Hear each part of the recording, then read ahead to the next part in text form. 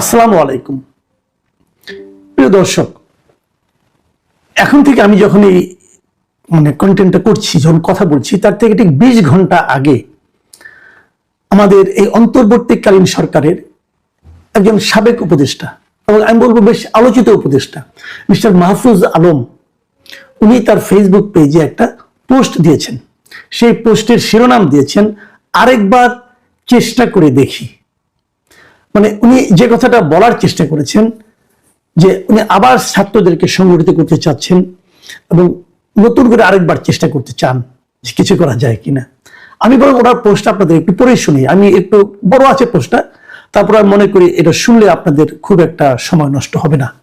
তিনি লিখেছেন, নতুনভাবে কিছু করার কথা বলার পর গত 2 সপ্তাহে কয়েকশো ছাত্র ও নাগরিকদের সাথে কথা হয়েছে যারা নতুন রাজনৈতিক বন্দোবস্ত ও বিকল্প রাজনৈতিক শক্তির ব্যাপারে একসময় আশাবাদী ছিলেন। যাদের সাথে কথা হয়েছে তাদের মধ্যে এক ধরনের হতাশা ও আস্থাহীনতা দেখেছি, কিন্তু কথা শেষে আমরা এই সিদ্ধান্তে এসেছি যে আমরা সবাই আরেকবার চেষ্টা করে দেখতে চাই। এই হলো মূলত বক্তব্য, আরেকবার চেষ্টা করে দেখি। এরপরে ওনারা কি করতে চান না চান এগুলো আছে। আবার আরেক জায়গায় লিখেছেন যে আমরা আপনাদের ক্ষোভ, হতাশা, অপ্রাপ্তি যেমন শুনতে চাই, তেমনি আমাদের দিক থেকে হওয়া ব্যক্তিগত ও সামষ্টিক ভুল, বাস্তব সংকট ও কমতিগুলো নিয়েও কথা বলতে চাই। গত 1.5 বছরের পর্যালোচনা শেষে আমরা কিভাবে নতুন করে শুরু করতে পারি সে সম্ভাবনা নিয়ে আলোচনা করতে চাই। এই হলো ওনার বক্তব্য। তারপরে আরো উনি অনেক কথা কাহিনী লিখেছেন, সেটা ওই লাইনে যাচ্ছি না। তার মানে এই মাহফুজ আলম সাহেব, যাকে আমাদের ইউনূস সাহেব বিশ্ব মঞ্চে, যুক্তরাষ্ট্রের মঞ্চে ওখানে নিয়ে সবার সামনে পরিচয় করে দিয়েছিলেন যে he is the master mind, তারপর তাকে নিয়ে এসেছেন, উনি অনেক কিছু করেছেন। ওনাকে উপদেষ্টার মর্যাদায় প্রধান উপদেষ্টার বিশেষ সহকারী বানানো হয়েছিল। তারপর উনি তথ্য মন্ত্রণালয়ের উপদেষ্টার দায়িত্ব পেয়েছেন, 1.5 বছর সরকারের সঙ্গে ছিলেন। এখন উনি বলছেন যে আরেকবার শুরু করতে চাই। আমি মাহফুজ আলমকে ধন্যবাদ দেব প্রথমত এই কারণে যে উনি বুঝতে পেরেছেন উনি যাদের সঙ্গে কথা বলেছেন তাদের কাছ থেকে উনি এক ধরনের হতাশা ও আস্থাহীনতা দেখেছেন। এই যে তাদের প্রতি একটা হতাশা, একটা আস্থাহীনতা, এটা যে উনি উপলব্ধি করতে পেরেছেন, এই জন্য ওনাকে আমি প্রথমত ধন্যবাদ দিতে চাই। এখন প্রশ্ন হলো, আরেকবার না, এই ভূখণ্ডে এরকম চেষ্টা আরো হয়তো 1000-12 হবে, কোনো সন্দেহ নেই। কিন্তু ওনাদের নিয়ে কেন? এদেশের মানুষ যে হতাশ, এটা কি কারণে হতাশ আপনারা এটা বলুন। আপনারা শুরুতে যে কথাগুলো বলেছিলেন, নতুন রাজনৈতিক বন্দোবস্ত, যে কথা আপনি এখানেও বললেন, আপনারা এই 1.5 বছরে কি জনগণের কাছে স্পষ্ট করতে পেরেছেন কি আপনাদের নতুন রাজনৈতিক বন্দোবস্ত? পেরেছেন? আপনি নিজে বুকে হাত দিয়ে বলুন, আপনি কি নিজে রাজনৈতিক বন্দোবস্ত বলতে আপনারা যেটা বুঝেন সেটা কি নিজেরা বুঝেন? আসলে এখানে শব্দটা মুখস্থ করেছেন। যদি বুঝে থাকেন, একজন লোককে বোঝাতে পেরেছেন আপনাদের নতুন রাজনৈতিক বন্দোবস্তটা কি? অথবা বাদ দেন অন্যদের কথা, আপনারা ক্ষমতায় ছিলেন 3 জন, আপনারা 3 বন্ধু, কি করেছেন আপনারা 3 জন? এই 3 জন আপনাদের কোন কর্মকাণ্ডের মাধ্যমে, কোন আচরণের মাধ্যমে, কোন সিদ্ধান্তের মাধ্যমে? আপনারা কিন্তু রাষ্ট্র ক্ষমতায় ছিলেন, সরকারে ছিলেন, অনেক কিছু করার ক্ষমতা আপনাদের হাতে ছিল। কোন কাজটার মাধ্যমে আপনারা প্রমাণ করতে পেরেছেন যে আপনারা নতুন কিছু করছেন, এমন নতুন কিছু যার দ্বারা এই দেশের মানুষ উপকৃত হতে পারে? আপনারা গড্ডালিকা প্রবাহে গা ভাসিয়েছেন। আমি এককভাবে কাউকে বিচ্ছিন্ন করে বলছি না, আমি সবাইকে মিলে একত্রে বলছি। আপনাকে নিয়ে, নাহিদ ইসলামকে নিয়ে, আপনাদের আরেক বন্ধু আসিফ আহমদ সজীব ভুইয়াকে নিয়ে, আপনারা সব মিলিয়ে আপনারা গড্ডালিকা প্রবাহে গা ভাসিয়েছেন।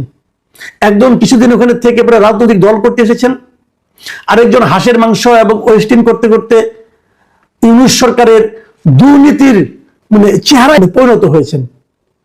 ওনাকে বলা হয় যে ফেস অফ দ্য গভর্নমেন্ট, এই ইন্টারিম গভর্নমেন্ট করাপশনের। আর আপনি হয়তো ওই তুলনায় অতটা করাপশন আপনার নাম শোনা যায়নি, কিন্তু আপনার ভাইয়ের নামে অনেক কিছু শোনা গেছে যেগুলো আপনার প্রশ্রয় থেকে হয়েছে। এগুলো চুলচারা বিশ্লেষণ হবে মিস্টার মাহফুজ আলম, কিন্তু তার আগে আমার কথা যে আপনারা কি এমন করেছেন বলেন না। একটা জিনিস দেখান যেখানে আপনারা মৌলিক পরিবর্তন আনতে পেরেছেন। বলেছেন আপনারা নতুন কোন টেলিভিশনকে অনুমোদন দেবেন না, আপনি এনসিপির আপনার দুইজন ছাত্র বন্ধুকে টেলিভিশন অনুমোদন দিয়েছেন, কিসের বিনিময়ে দিয়েছেন? ক্যাশ অর কাইন আমি জানি না, তো বেরিয়ে যাবে। কেন দিয়েছেন? তার দুদিন আগে আপনি একটা অনুষ্ঠানে বলেছেন আমরা নতুন কোন টেলিভিশন অনুমোদন দিচ্ছি না, তারপরে দিয়ে আপনি বলছেন আরো দিব আরো দিব। কিন্তু কি রে ভাই, যারা এমন কাজ করে তারা যখন বলে আসেন আমরা আবার করি, আপনারটাকে কে যাবে? যাবে তারাই যাবে যারা নাকি আরেকজন আসিফ মাহমুদ হতে চায়, যারা নাকি আরেকজন নাহিদ ইসলাম হতে চায়, এরকম হয়ে ক্ষমতার শেয়ার নিতে চায়। মিস্টার মাহমুদ আলম, আপনি প্রথম যে ভুলটা করেছেন সেটা বলি আপনাদেরকে। আপনার ক্ষমতার পার্ট হয়ে গিয়েছেন। ক্ষমতার পার্ট হয়ে, কোন ক্ষমতা? আমাদের ট্র্যাডিশনাল যে ক্ষমতা, যে ক্ষমতা হাসিনার আমলে হাসিনা চালিয়েছিল, সেই ক্ষমতার আপনি অংশীদার হয়েছেন। এবং ওই ক্ষমতায় যারা যায় তারা এখান থেকে লুটপাট করে, আপনারা সে লুটপাটের অংশীদার হয়ে গিয়েছিলেন। আপনি লুটপাট প্রচলিত ক্ষমতার অংশীদার হয়ে সেই রাজনীতিকে, সেই ক্ষমতাকে, ক্ষমতার যে চালিকা শক্তি তাদেরকে আপনি চেঞ্জ করবেন, নতুন বন্দোবস্ত করবেন, এটা হয় না রে ভাই, এটা হয় না। এবং সেটা করতে গিয়ে যে ভুলটা করেছেন, সেই ভুল সম্পর্কে আপনার কি কোনো উপলব্ধি আছে, কোনো আত্ম উপলব্ধি আছে? আপনি যেমন এই ধরনের একটা আহ্বান করেন, আপনাকে আমি প্রথমে রিকোয়েস্ট করব, আপনি প্রথমে আত্মসমালোচনা করেন। আপনি বলেন আপনি কি কি করেছেন, কি কি ভুল করেছেন, কি কি করতে চেয়েছেন কিন্তু পারেননি, সেই তালিকাটাকে জনগণের কাছে দেন। তারপরে আপনি আহ্বান করার দুঃসাহস দেখান। আপনি কি এই দেশের মানুষকে বুঝাই পাইছেন ভাই, যে আপনি ডাকলেন না সঙ্গে সঙ্গে চলে গেল? বুঝাই পাইছেন? এত সহজ না দুনিয়াটা ভাই। আপনারা কিছু একটা করলেন, মাথায় কাঁঠাল ভেঙে খেলেন, আর এই দেশে মানুষ এটা টের পাবে না, এত সহজ? এই জিনিসটা বুঝতে হবে। ক্ষমতার অংশীদার হয়ে ক্ষমতার চরিত্র পরিবর্তন করা যায় না। এবং আপনারা কি করেছেন, আপনারা কিন্তু জাতীয় পর্যায়ে না, আপনারা আন্তর্জাতিক পর্যায়ে ক্ষতি করেছেন। একটা এক্সাম্পল দিয়ে বলি তাহলে। দুদিন আগে এই নেপালের যিনি অন্তর্বর্তীকালীন সরকারের প্রধান সুশীলা কার্কি, কয়েকদিন আগে কথা বলছি, তিনি একটা অনুষ্ঠানে বক্তৃতা দিয়ে বলেছেন যে উনি নেপালকে আরেকটা বাংলাদেশ বানাতে চান না। সহজ কথা। এইটা নিউজটার একটা শিরোনাম করেছে ওখানকার একটা পত্রিকার নাম হলো হেডলাইন নেপাল। শিরোনামটা এরকম যে interim prime minister Sushila Karki warns against turning Nepal into Bangladesh. Nepal বাংলাদেশে পরিণত হতে পারে, এই যে হওয়ার আশঙ্কা, এর ব্যাপারে উনি সবাইকে সতর্ক করেছেন। এবং উনি কি বলেছেন ভেতরে? উনি বলেছেন, বড় নিউজ, আমি ছোট করে আপনাদের একটু বলি। উনি বলেছেন যে যেখানেই যাই সবাই খালি সরকারের সমালোচনা করে এবং তারা বলে সরকার কবে দায়িত্ব ছাড়বে, দায়িত্ব ছেড়ে যায় না কেন, অমুক তমুক, এগুলি বলেছেন। বাট উনি ওনার লক্ষ্যে স্থির আছেন, উনি মার্চে নির্বাচন দেবেন। এবং উনি সেখানে এই কথাও বলেছেন যে মানে 20 থেকে 25 জন এই জেন জি, তাদের নাম উল্লেখ করে সংখ্যাটা বলেছেন, যে তারা প্রত্যেকেই তার কাছে যাচ্ছে এবং তারা আলাদা আলাদা কাজ দাবি করছে, যে আমাকে এই কাজ দেন, আমাকে সেই কাজ দেন, আমাকে সেই কাজ দেন। এবং তিনি এই জবাবে বলেছেন যে আমরা নেপালকে বাংলাদেশ হতে দেওয়া রোধ করতে আমরা প্রতিশ্রুতিবদ্ধ। মানে ইংরেজিতে লিখেছেন we are committed two preventing Nepal from becoming Bangladesh, we do not want Bangladesh.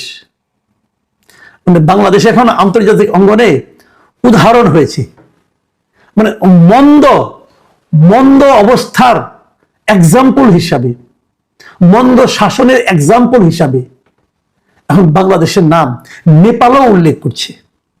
আমাদের নোবেল বিজয়ী ডক্টর ইউনূস এই দেশটাকে সেই জায়গায় নিয়ে গেছেন। এখন আমরা আল্লাহ করছি যে কোনো মতে গেলে নির্বাচনটা হয়ে যাক, আল্লাহ আমাদের এই বিপদ থেকে অন্তত রক্ষা করবেন। নতুন যে সরকার আসবেন, কেমন সরকার হবে, কেমন কি হবে আমরা কিছুই জানি না, ভালো হবে না মন্দ হবে আমরা তাও জানি না। তারপর আমরা নির্বাচন চাই কেন? আমরা এই কারণে চাই নতুন যে সরকারটাই আসুক তাদেরকে অন্তত আমরা প্রশ্ন করতে পারবো যে তুমি এই কাজটা কেন করলা। আমরা তাদেরকে প্রশ্নও করতে পারি না। আমরা একটা জবাবদিহিতামূলক সরকার চাচ্ছি। প্রিয় দর্শক, আমরা জানি না আমাদের দেশের ভাগ্যে কি আছে, তবে আমি এটুকু কেবল বলতে পারি আমরা দেশটাকে এমন একটা পর্যায়ে নিয়ে যেতে চাই না যে দেশকে খারাপ শাসনের উদাহরণ হিসাবে নেপালের মতো একটা দরিদ্র দেশও উল্লেখ করে। এটা আমি চাই না। আল্লাহ।